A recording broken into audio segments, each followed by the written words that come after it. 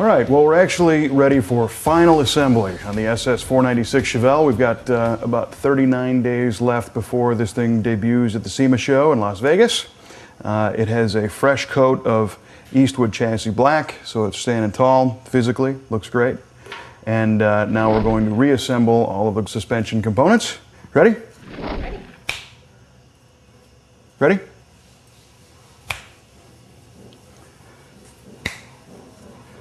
Damn it. Usually television you like this. You know, when we come back, it'll still look like this. Okay, the first thing we reinstalled was the steering box, which is easy, just 3 bolts. There's a couple tricks here. This steering box was in good shape, so we decided to basically just clean it up and reuse it.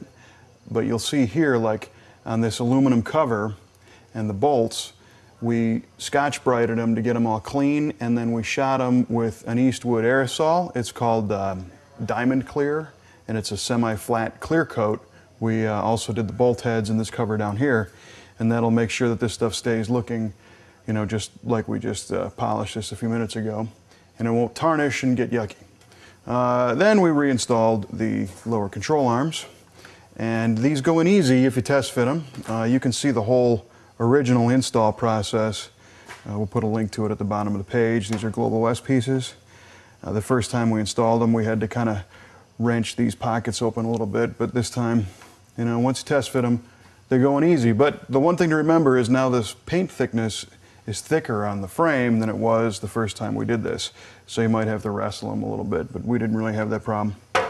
So next we're going to do the steering linkage and then the upper arms. So now we're going to put this up here, and the trick to that is going through the frame using a bolt on a magnet. And you can steer it through the hole, and it comes out on the other side. Okay, next we reattached the Global West upper control arms. We had the spindles bolted on. Those just kind of dropped down with these 2 bolts. And then we reinstalled the engine mounts. Now, anybody who's taken these off a GMA body frame knows what a pain in the rear end it is to get these bolts through and then to reach underneath here and hold the nut in place while you tighten it up. It's just not easy and very, very frustrating. So we found these from SK Hand Tool. Check this out. It's a double articulating ultra long pliers, and they're bent, right? So you can take this and hold it underneath the car with the nut on it and reach up inside that little hole in the bottom of the frame and then tighten your bolt from the top. So these kind of innovative tools are the reason why we made SK Hand Tool the official tool of V8TV, because they make our lives easy. All right, so that's most of the front suspension. Hopefully tomorrow we'll get the springs on, the sway bars, put the rear suspension together.